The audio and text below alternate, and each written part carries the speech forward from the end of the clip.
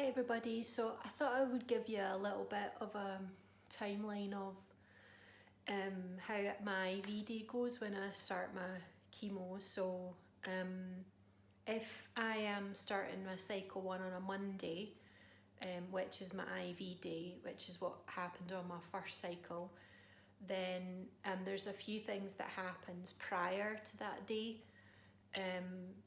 in terms of medical checks and things. So my cycle 1 started on a Monday. On the Friday morning I had bloods taken, and they run checks on those bloods in the afternoon, check certain markers to see if my cells and my blood count and things are in a good place to be able to cope with the IV chemotherapy drugs, because they're quite toxic. And they get in touch, the ward phones you to run you through a questionnaire to see how you're feeling, and based on the blood count information and the kind of checklists and questions that they ask, they deem whether you coming in for your first or next cycle is safe, I guess. So my first cycle, the bloods and the questionnaire and everything went really well as they could be. I checked into my ward. One of the nurses came. There's kind of like different pods to the ward. I think you're probably with people who are going through similar types of treatment, or at least in terms of length.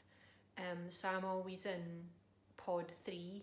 I took some footage, which I'll share with you after I finish talking, just so you can physically see it. But basically, it's an open plan room with a number of lazy boys, and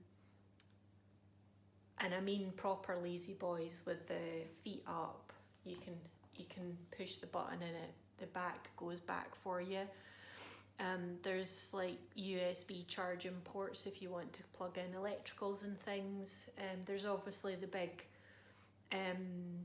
trolley thing that your drips hang off next to it. They can shift from left to right depending on what hand you want to be attached via.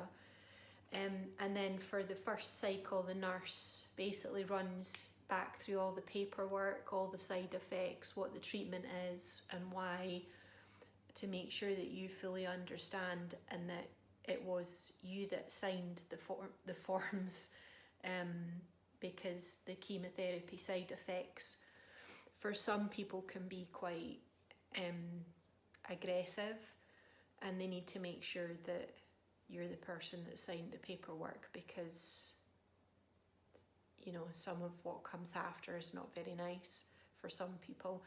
And then for me, I got flushed with saline. So they insert a cannula into your hand. So I had my first one here, my second one just in the side here.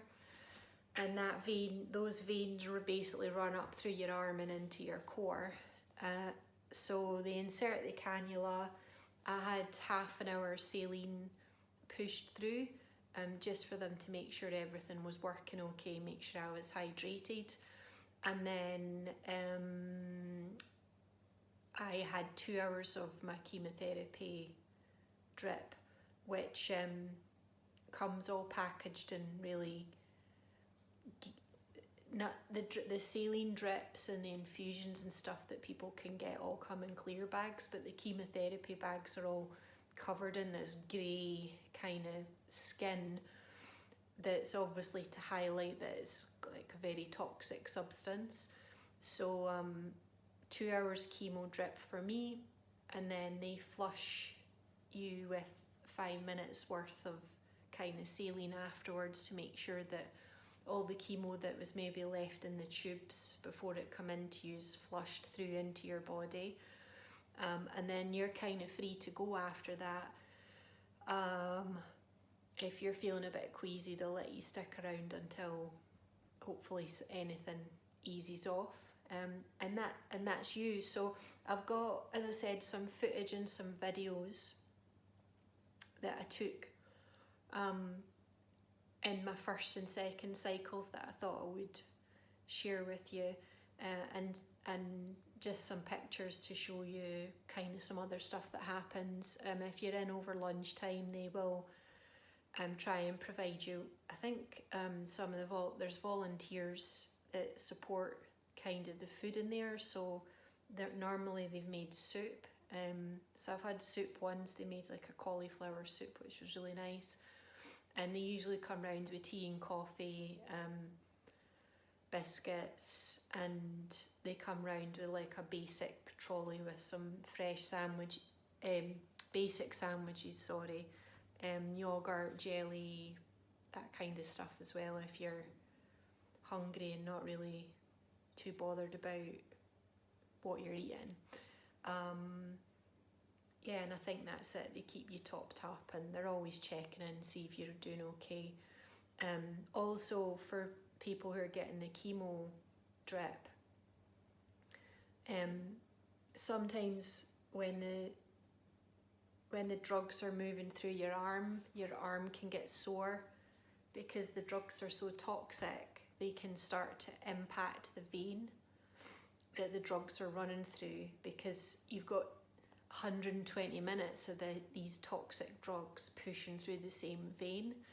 So you always get a heat pad, and the heat can kind of help basically all of this area right up.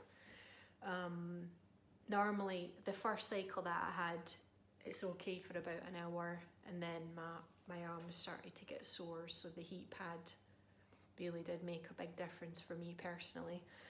So that's kind of the chemo walkthrough. I'll upload a couple of videos after this and some photos just for you to see.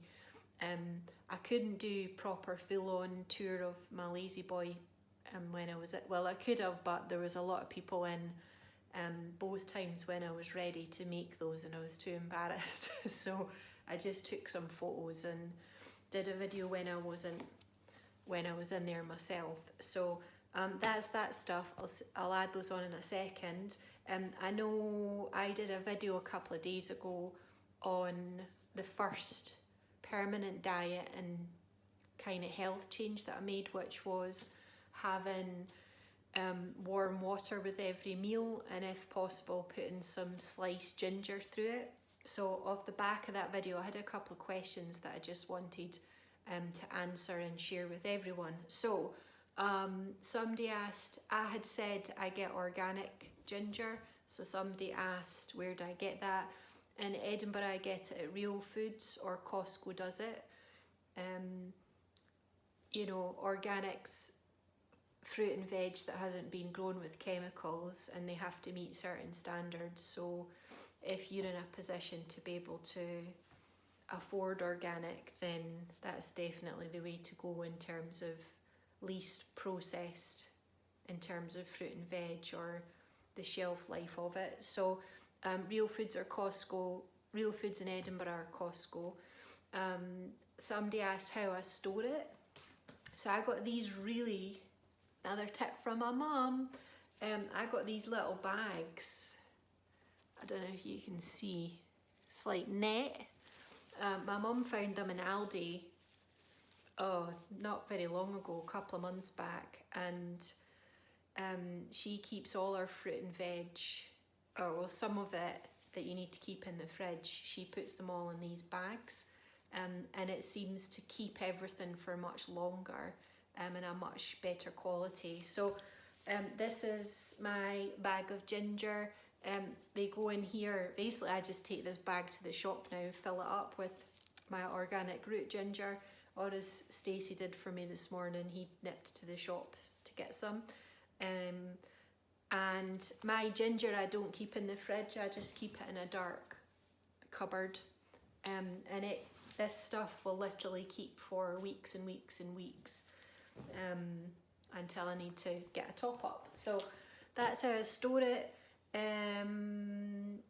Somebody asked, do I peel the ginger before I cut it for my drink? I personally don't. I guess if you don't want the skin on, then that's fine, but I don't tend to do that because I'm prepping it fresh.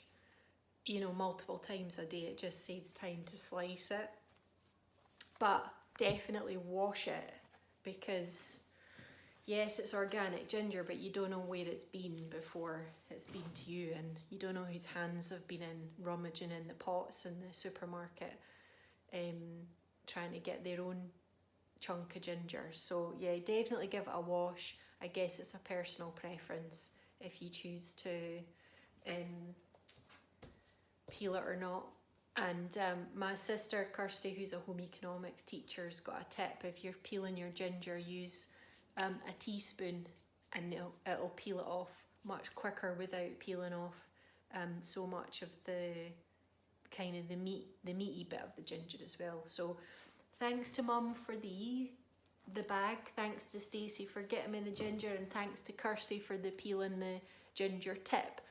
I'm going to cover off in a kind of future video what my chemo side effects, my own side effects have been like. I've kind of been putting the video off because it hasn't gone, it's been pretty tough to be honest, but you know, I made a promise when I was doing these videos that you'd get the good, the bad and the ugly. So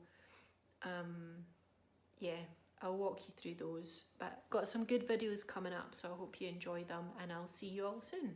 That I'm getting chemo today, I'll just give you a wee tour. I got a window seat because I got in early.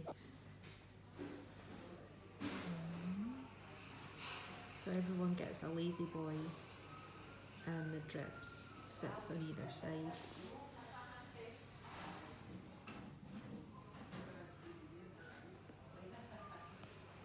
And that's it. I'll show you some other stuff later.